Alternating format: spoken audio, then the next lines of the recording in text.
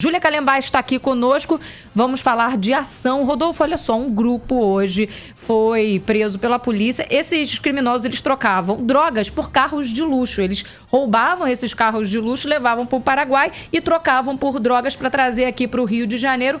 Fala pra gente um pouquinho dessa ação de hoje, Júlia Calembá. Bom dia. Pois é, Thaís. Bom dia pra você, bom dia, Rodolfo, Andreasa e a todos. A Polícia Civil conseguiu interceptar um carregamento de drogas que foi avaliado em R$500 mil que seguia para a comunidade da Maré, na zona norte do Rio. De acordo com a especializada, a corporação monitorava uma organização criminosa, como a Thaís disse, que roubava veículos no Parque União. Eles clonavam e trocavam por drogas lá no Paraguai. Durante essa madrugada, os agentes realizaram um cerco no arco metropolitano, na altura de Duque de Caxias, na Baixada Fluminense, e conseguiram prender Fernando Felisberto dos Reis. Dentro do carro que ele conduzia, eles encontraram 40 tabletes de pasta base de cocaína pura. Ele foi encaminhado para a prisão e agora vai ser indiciado por tráfico de drogas em flagrante, Thaís.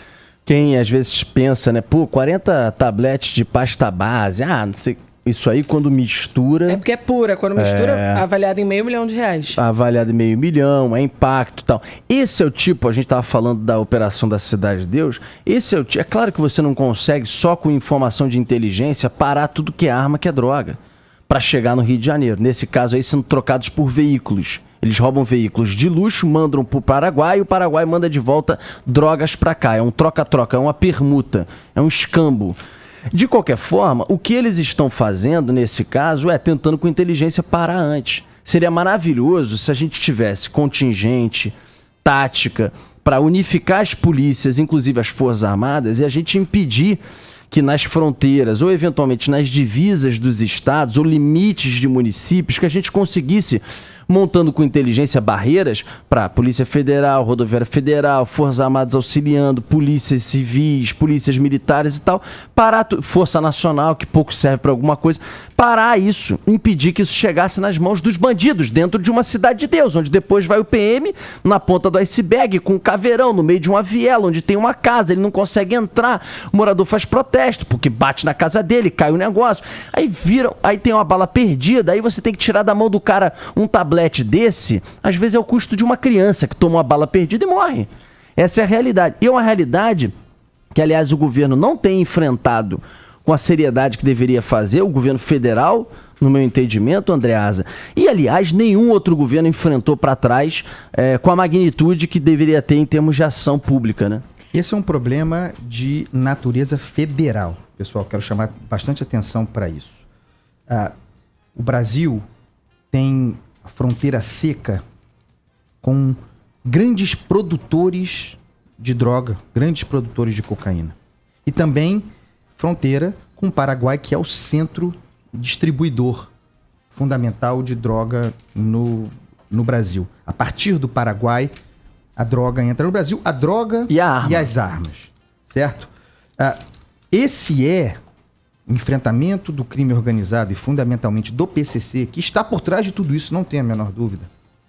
É o maior desafio do ministro Sérgio Moro à frente do Ministério da Justiça e da Segurança Pública. Não sei se ele terá tempo para esse enfrentamento. Mas o problema é de fronteira. O PCC, pessoal, e não pensem que o PCC não age no Rio de Janeiro. Não pensem que o PCC não age, aliás, no Brasil todo. Todas essas conflagrações em presídio que tem acontecido no Norte e no Nordeste decorre da disputa de poder e da ascensão do PCC. E da disputa de uma outra rota, que é a Rota dos Solimões, outro ponto de entrada de abastecimento de drogas no Norte e no Nordeste pelos Solimões na Amazônia. É uma desgraça. O PCC está por trás disso. O PCC, isso não é ironia, não é piada, não é uma sacanagem. O PCC é hoje a mais eficiente multinacional brasileira. Ele hoje produz droga, deixou de ser um comprador, produz droga na Colômbia, na Bolívia, dizem até que no Peru. E eu, com todo respeito ao Paraguai, é parte influente no governo paraguaio, para não dizer que domina o governo paraguaio. Impressionante o nível de corrupção no Paraguai, muito para além do que a gente tem aqui. E é do Paraguai que a droga e as armas entram, como eu disse. E o Brasil não é capaz de fazer nem sequer uma peneira. É claro que os governos estaduais têm responsabilidade sobre isso, mas é muito restrita, é o enxugar o gelo, conforme você acabou de descrever. E aí, como sugestão para o nosso ouvinte, uma leitura definitiva que explica muito bem isso, tem um livro chamado Cocaína. É um catatal de 500, 600 páginas do Alain de Abreu, que eu indico imensamente porque conta muito bem essa história e mostra o lugar onde nós estamos.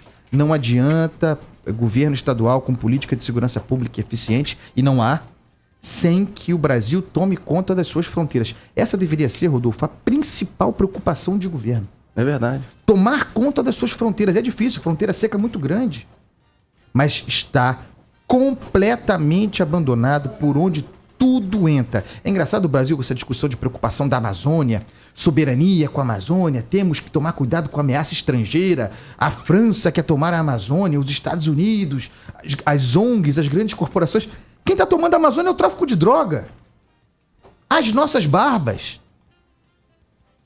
Detalhe que quando você fala sobre o tráfico de drogas, e muitas vezes, até por ser na fronteira, as pessoas se veem como algo distante da sua realidade, como uma discussão muito macro, muito ampla, e tipo, vamos cuidar aqui da minha esquina, quem mora em Jacarepaguá hoje vendo o que está acontecendo na Cidade de Deus, mas as coisas estão intimamente ligadas. Se você efetivamente interrompe isso, ou pelo menos minimiza isso, transforma isso num tráfico quase que pequeno ou bem abaixo do que a gente tem hoje, você consegue efetivamente, lá na realidade do cidadão, diminuir a criminalidade. É menos arma, e aí você apreende e tem algum... Porque hoje você vai, apreende 20 fuzis, no dia seguinte já tem outros 20 na comunidade. Se você impede realmente que entre depois, você diminui arma na mão de bandido, você diminui arma na mão de assaltante, você diminui droga na mão desses caras, que consequentemente financia todo o crime que eles têm hoje dentro das comunidades, também além de outras ações criminosas. Então você mingua um tráfico de drogas e armas que consequentemente dá um baque nas organizações criminosas, que por mais que o PCC esteja entrando no Rio de Janeiro, ainda tem dentro do Rio de Janeiro como braço mais importante, Comando Vermelho, não sei o quê, Terceiro Comando e tal, a DA agora pequenininha e tal, mas... E a milícia, que cresce fortemente e que hoje já não se distingue tanto do tráfico de drogas. E aí, pessoal, ampliando um pouco essa discussão, para colocar também, convidar o ouvinte para a roda, como sempre, tratar da questão da discriminação das drogas, né? Uma campanha muito grande pela liberação das drogas no Brasil. Isso é muito bonito na Califórnia, é muito bonito na Holanda, em Portugal, porque não estão submetidos, essas localidades, sobretudo a Europa, a fronteiras como as nossas. A Holanda, tão gloriosa, Portugal, não tem países produtores de droga nas suas fronteiras. O que com isso eu quero dizer? Não adianta liberar, discriminar a droga no Brasil sem que o mesmo aconteça nos países que fazem fronteira conosco.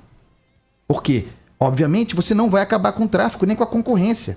Você vai legalizar o consumo de droga no Brasil e o tráfico continuará oferecendo droga ilegal trazida desses lugares a um preço mais barato. Tipo o que acontece hoje com os cigarros, por exemplo. Aí você tem o cigarro que ele é autorizado, custa mais caro, e você tem esse mercado que vem do Paraguai monstruoso de cigarro contrabandeado. Só que no caso da droga, você tem, para além da droga, as armas. Você não desmobiliza esse mercado tendo uma fronteira como a nossa, sem que todos esses países fronteiriços também entrem no programa de discriminação. Então o Brasil legaliza, passa a produzir droga descriminalização. Passa a produzir droga em algum lugar para consumo, legaliza imposto, taxa, tudo mais. Só para vocês terem uma ideia... Continua entrando, né, Thaís? Continua entrando ilegalmente. A mais barato, competitivo, é ilusório achar que se vai acabar com as organizações criminosas por meio desse ato, considerando o que há em termos de fronteira do Brasil. Pegando esse exemplo citado pelo Rodolfo, consegui levantar alguns números que ilustram exatamente isso que você está falando dos contrabandos de cigarro. Um número já apontado, inclusive, por especialistas aqui, de 70%, quase 70% de todos os produtos contrabandeados que chegam no Brasil de cigarro. E, principalmente, no que diz respeito a esse item, só de não recebimento de impostos são 4,5 bilhões de reais. É um dinheiro muito grande. Um item, como a gente disse, que é legalizado legalizado, mas que chega de forma contrabandeada e também não provocando essa arrecadação de imposto, que é efetivamente o fato que se vem discutindo também aqui. Do Paraguai, né? Então, agora, é curioso, para a gente finalizar essa discussão e seguir também para o primeiro barco, é curioso que com a relação que hoje, inclusive, o Brasil tem com o Paraguai e com o atual presidente do Paraguai, a relação é boa. Vídeo que aconteceu recentemente com o acordo que tinha sido feito por causa de Itaipu, Esquisito, hein? Esquisito que o governo brasileiro deu um passo para trás justamente para que ele não fosse empichado lá. Mas, enfim, ali demonstrou que os governos hoje estão próximos e é muito curioso, no mínimo curioso, que a gente realmente, em diplomacia, como país, como tamanho e como a proximidade de relação, que o Brasil não haja, já há bastante tempo, isso não é uma questão do governo de agora, já de outros mandatos anteriores de governos, do PT, PSDB, o que for, que a gente não tenha com o Paraguai, até mesmo com a boa relação com os Estados Unidos hoje, algum tipo de ação mais veemente, retaliação ou o que for, para que eles passem a efetivamente embarrear a entrada de armas que são compradas lá e que entram no Brasil facilmente. Tem arma que não é rastreada, vai dos Estados Unidos para o Paraguai e depois entra aqui. E eles não rastreiam, não querem rastrear, não querem controlar isso, não querem fazer o controle disso. Houve já algum tipo de conversa de negociação para que os Estados Unidos parassem de enviar armas para o Paraguai e que as coisas passassem a ser mais controladas, senão eles iam interromper relações, mas isso não caminhou. O momento é perfeito para isso, pela relação que a gente tem do governo atual com o governo Trump, com o governo do Paraguai. Alguma coisa tem que ser feita, porque claramente o Paraguai é o maior entreposto, é o maior caminho, como disse o Andreasa, e a gente fica lidando com isso, tipo ali na fronteira, corre para lá, pega para cá, e não sei o que, pouco, muito pouco. Não digo nem que é peneira, porque peneira ainda pega mais do que isso, mas principalmente pelo fato de que talvez, se fosse na diplomacia, jogo duro na diplomacia, a gente conseguiria resultados mais concretos para quebrar um pouco esse caminho. Diga, Thaís. Você falou da diplomacia, basta um esforço de inteligência também nesse combate, porque se a gente lembra aí daquela carga de fuzis que foi apreendida no Galeão, você acredita que passou lá pelos Estados Unidos, esse esquema veio dentro de um aquecedor? A gente sabe que a tecnologia, no que diz respeito à segurança para entrada e saída de armamento dos Estados Unidos,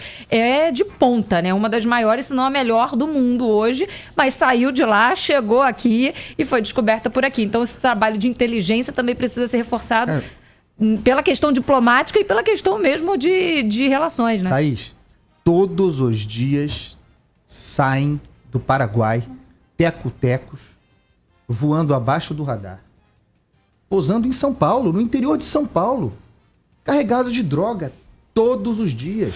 Tem relato disso. O Saulo Falconeri escreve aqui dizendo o seguinte, Andreasa, mas quanto também que a gente geraria de imposto se a maconha fosse legalizada? Então, imposto para eventualmente ser investido em segurança pública ou o que for. Isso é um ponto importante. Porque óbvio que uma parte passaria a ser claro, de compra legal, como cigarro. Qual é o nome dele? O Saulo Falconeri. O Saulo tem o raciocínio econômico correto. Parte do consumo de droga seria legalizado e, portanto, resultaria em imposto. O meu ponto é outro. O meu ponto é que o argumento de que com isso se combateria o tráfico de drogas é falso. Porque, dada a natureza das nossas fronteiras, a entrada de droga ilegal e de armas, mas a entrada de droga ilegal continuaria acontecendo com preço mais baixo, por falta de imposto, portanto competitivo. O impacto contra o tráfico seria muito pequeno. Então, o argumento de combate ao crime organizado não serve.